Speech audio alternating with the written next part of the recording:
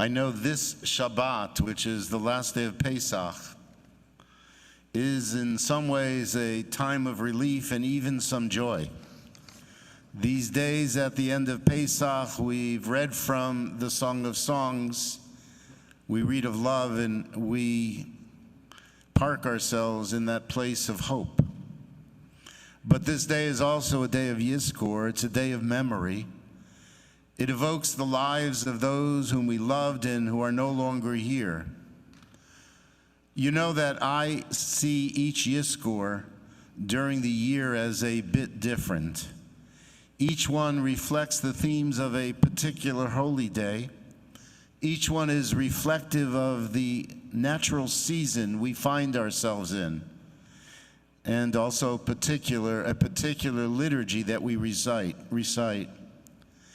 Each Yizkor, I believe, measures our own progress, as it were, and our own experiences of the passage of time. Each Yizkor is also a reflection of the times in which we find ourselves. So on this Yizkor, I ask a question. I ask it of myself, and I ask you to consider. What do we do with our memory? How does our memory work for us and our world? How do we use memory to teach, to enrich life? We know that there is a notion that the past is a teacher. We learn from history. We learn from our experiences. And hopefully we see ourselves, our lives, and life itself improving because of what we learned. So I find myself on this particular Yizkor, I will admit, a bit confused and deeply saddened at this particular time on this particular day, because I know that all of us are seeing the images of cities and towns like Mariupol and Kharkiv leveled by bombs with only rubble remaining. The random bombings of the Russians and Putin without regard to innocent life, without making distinctions between combatants and non-combatants, with no consideration for infants or children or the elderly or women. We now see the images of women and children and the elderly maimed and murdered. Thousands and thousands of people have been killed. We have heard firsthand reports of women raped and beaten and men tortured and burned. What do we learn? We are witnesses of the total destruction of a nation. We are witnesses once again to a Holocaust. It's about the destruction of bodies, the destruction of a soul, the destruction of a spirit, of a nation. And it's so very brave people who are refusing to give up. About a month ago, at the beginning of the invasion, there was a bombing that killed 5 people and destroyed a landmark. It destroyed a memorial. It took place on the northern outskirts of Kyiv, a place we Jews know very well. The place is called Babi Yar. The Russians claim that the bombing was an accident. I don't believe it was an accident. No, Babi Yar is too important. It's too rich in meaning and symbolism. It came early on in the war as a statement, because Babi Yar was a place whose meaning was hidden by the Russians for too long, only to have been revealed to the world in the early 1960s. And so on September 19th or 18th, 1941, the German army gained control of Kyiv. Earlier that year, Adolf Hitler had ordered special SS squads to follow the regular army into the Soviet Union and to exterminate all Jews and Soviet officials. Moreover, a few days after the fall of Kyiv, An explosion rocked the German command post in Kiev, killing many German soldiers and intensifying the Nazi outrage against the Jews, whom they wrongly blamed for the explosion. When SS troops entered the city, the Jews of Kiev were marked for destruction. On September 29th and 30th, 1941, over a 36-hour period, 34,000 Jews were marched in small groups to the outskirts of the city. There they were stripped naked and machine-gunned as they lined up along a ravine which they had dug. It was immediately covered over with some of the victims still alive. Over the next 2 years, the mass graves swelled with thousands of other victims, primarily Jews, but also including communist officials and Soviet prisoners of war. As the German army retreated from the Soviet Union, the Nazis attempted to hide the evidence of the slaughter. Bulldozers were required to reopen the mounds. Bone-crushing machinery was brought to the scene. The bodies were piled on wooden logs, doused with gas, and ignited. The flames were seen in Kiev. When the work was done, most of the workers, prisoners who had been brought in from a nearby concentration camp, were also killed. Under cover of darkness on September 29, 1943, a number of the prisoners attempted to escape. It is believed that about 15 survived, and they were able to tell the story of what they had seen. That's Babi Yar. For 25 years after the war, the Soviet Union barely acknowledged Babi Yar. It was never mentioned. It was never mentioned in any of their histories. It was as if there was a desire to erase Babi Yar from history. There was no memorial at Babi Yar. Why? Perhaps it was because of the complicity of the Soviet citizens, including Ukrainians, in the massacre. Or perhaps it was because of the unique Jewish dimension of the tragedy at Babi Yar, at a time when the Soviets wanted to wipe out Jewish identity. And then in 1961, in protest against plans to build a sports stadium on that site, the site of that ravine, Yevgeny Yevtushenko, then a very young Soviet poet, wrote a very moving poem, Babi Yar. It begins like this: there is no gravestone at Babi Yar, only coarse earth heaped roughly on the gash. Dread comes over me.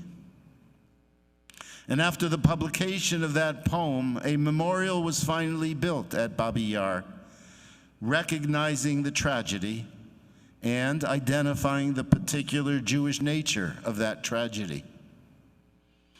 A month and a half ago, in early March, a Russian missile attack hit that site, the site that marked one of the greatest Nazi atrocities of World War II, and a site that obviously the Russians wanted to keep silent. The bombs severely damaged Babi Yar. They destroyed the memorial. I do not believe it was a mistake, not at all. It was a kick, another kick at human decency. Your history doesn't matter, was the statement made by Putin. In fact, your history is a stumbling block to our destiny, to our power. The past, he says, can be wiped out. And so then, as we sit here now before Yizkor, I'm so deeply disturbed by the question of how we give meaning to the past. And I wonder, how do we learn something from history that in some way can impact upon what we're seeing right before our eyes and for the future, for the good of humankind? Or are we is humanity destined to see the repetition of evil again and again and again? I ask the question, and I'm sure you all ask the question now, what is the meaning of having repeated never again for 80 years? If the world stays silent when a bomb drops on the site of Babi Yar, 5 people were killed. History is repeating itself. Ukrainian President Volodymyr Zelensky said in a tweet after the bombing, if the world stays silent when a bomb drops on the site of Babi Yar, history is repeating itself. You say Babi Yar almost in the same breath as you say the Warsaw Ghetto or Auschwitz. Rabbi Abraham Cooper of the Simon Wiesenthal Center said this past week, it's shorthand for the worst time in the lives of the Jewish people. Rescue crews at that time rushed to put out the flames and search for survivors after the Russian forces targeted a massive TV complex and TV tower in Kyiv. That's what makes me know that this was purposeful. After bombing Babi Yar, then they wanted to get rid of the communications. To see that damage, unfortunately, creates a full circle of tears and suffering and tragedy. Rabbi Cooper said, we're talking about Babi Yar again in the midst of the suffering of the Ukrainian people. This is beyond belief. The bombing did draw condemnation from the world and leaders of the free world. But we ask, so what? The Russians then, for the last 6 weeks, have continued to act almost with impunity. And we who have said never again, over and over and over again, watch as so many innocent people suffer. I remember the outrage that I felt when I was young, when I learned that the United States could have bombed the tracks into Auschwitz and for their particular reasons, self-interest, did not bomb those tracks. And I think about the self-interests of nations throughout the world, of free nations throughout the world, including our own and including Israel. I remember the anger that I felt when I first heard that there were American Jews who said early in the war, but that's happening over there. It's not happening here. It's not happening to our people, as if our people meant American Jews. I know that you join me in this sense of frustration and sadness. I know you join me feeling so helpless. So what can we do? We're pained, we're saddened, and we are in some ways helpless, or are we? Feeling quite despaired this past week, we hosted an extraordinary human being, truly a man that I believe will be considered a hero of our time in the Jewish world anyway. His name is Eli Beer, and he's the founder and director of United Hatzalah. Beer described his life's work, nearly miraculous. Starting at the age of 16, he built the most significant rescue operation for people who are in emergency medical situations. He did it with friends, he did it with neighbors, he did it with countrymen, he did it with Christians and Muslims and Jews together. That's why it's called United Hatzalah. And Eli was speaking specifically of what United Hatzalah was doing in and around Ukraine. You see, as soon as the war broke out there, he sent lots of volunteers from Israel. I'm not sure what that is, that noise.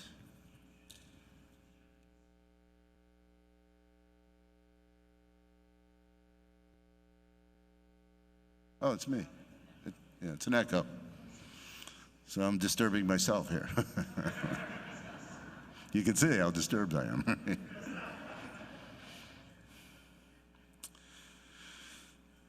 So the question asked is a question that many of us hear and that we're struggling with. Somebody stood up in the group that night, early in the week. And the person asked the following question. She said, "Why doesn't someone kill Putin?" And a follow-up question from another source was, "Hasn't it been enough? When do we commit to war? What does it take? What more do we need to know? At some point, even if the calculus means that more lives will be lost, aren't there things that are worth fighting for and dying for? Don't we believe, and haven't we said as Jews and Americans that we live and we die for freedom? Isn't that a core value of democracy, with the realization that democratic nations have to stand with each other? How long can we witness the barbarity?" Eli Beers helped my spirit. He helped my soul, my religious soul, and he helped answer that question. I experienced the wisdom in his response and believe it's the response of the religious part of our being. It's not about bombing. It's not about shooting. It's with a realization of our own limitations, and it's with a realization of the horrific implications of a nuclear war. He said the following. He said, "I cannot kill Putin, and neither can you. But what I can do is I can send people to feed the refugees. I can send people to bring medical care. I can send people to help shelter and to find homes. I can save pregnant women and babies." He said, "I cannot end the hatred that exists or the violence that comes from others.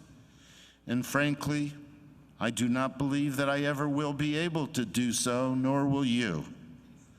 But what I can do is extend a hand. I can send the volunteers and the supplies, and I can give kindness and love."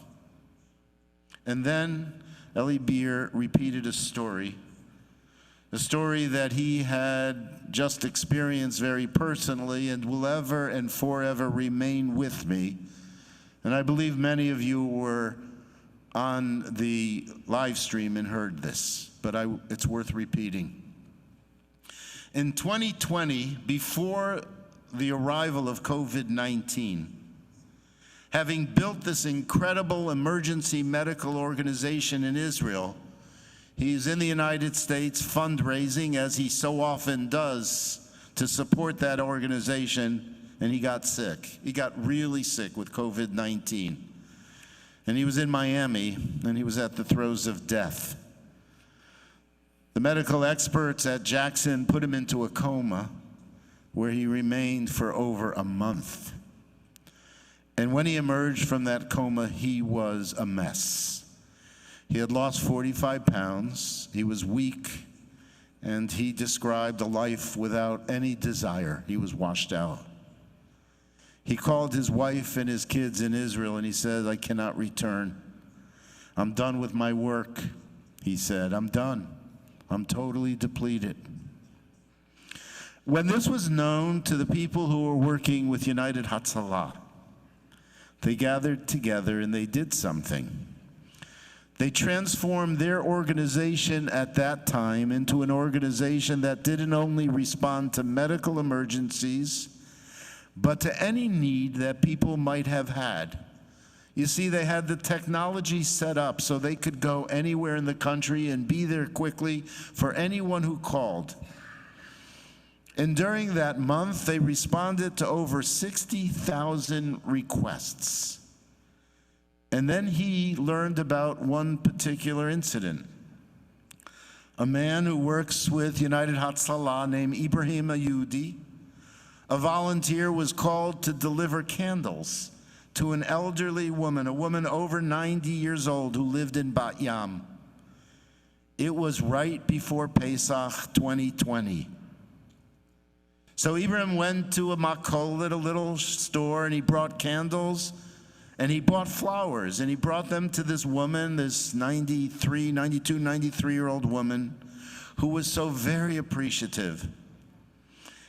He was invited into her apartment, and he saw that she lit 15 candles. And so Abraham, a young and a strong man, didn't want to leave because he saw the potential of the danger. And she told him when he asked why she lit so many candles, she lost her entire family in the Shoah. And since then, she lights one candle for every deceased relative, every Shabbat and every Yom Tov, 15 candles. And then she invited Abraham to sit down at her table to do a Seder with her. She was alone. And Abraham said, "Ma'am, I am Muslim." And she said, "It's okay. You can read with me." And he did, willingly and happily. And together they read the Haggadah. They went through the entire Haggadah. He sang with her, he read with her, he ate with her. And then he said, "Good night, Chag Sameach." And she said, "You saved my life." And he said, "You saved my life." And then Eli heard the story, and he realized that his work wasn't done. His place was to be back in Israel. And when he returned, he asked to see Abraham. They had never met before. And Abraham said he was so glad to see Eli. He was so glad to see Eli healthy again and strong. He knew the lives that were saved by Eli's work, and he was proud to be a part of it. And Eli said to Abraham, "Your work saved my life, because now I'm back home." So what do we do, and what do we learn from it? Our world is large, and our world is frightening. People can be so cruel, so heartless, so violent, so murderous, but yet people can be loving and people can be kind. And each one of us has the potential for either. But we who have and recognize the capacity to love and to bring help and to kindness, we must do so. It is we who keep this flame of goodness, a flame of responsibility, a flame of hope going. We cannot allow ourselves, and I cannot allow myself, to fall into despair. We cannot. And so when we say Yizkor, we promise in our memories, and in that Yizkor prayer, we promise not just to remember the souls of our loved ones, but we promise to give tzedakah. We connect to the pain of death through memory and generosity and goodness. Your parents, your grandparents, your great-grandparents, your children, all who have gone before us, they want nothing less than that from us. Today we recognize so much in this world is beyond our control. Life and death are beyond us. But we must recognize what is in our control. We must know what we can do and how we can give and how we can comfort and how we can show kindness. B'nai Torah has filled half of an airplane that has brought relief supplies to the Polish border. We have given thousands and thousands of dollars for relief from our members. And as a function of our decision regarding our concert series, $20,000 went specifically to United Hatzalah. We must evoke the heroism of those who come before us, the work of those who help, the nations that are trying to alleviate suffering, the spirit of those who survive and help others survive. Our world, as we know, is not yet redeemed, but the work is ours. We have to work towards tikkun olam, l'taken olam b'malchut shamayim. And so we turn to God in prayer, reminding ourselves of what is meaningful and important, and listening to the voices of our ancestors. And when we remember the best of those who came before us, and when we remember the past, we're called upon to do what we can do to fix this world. This is the call of this moment.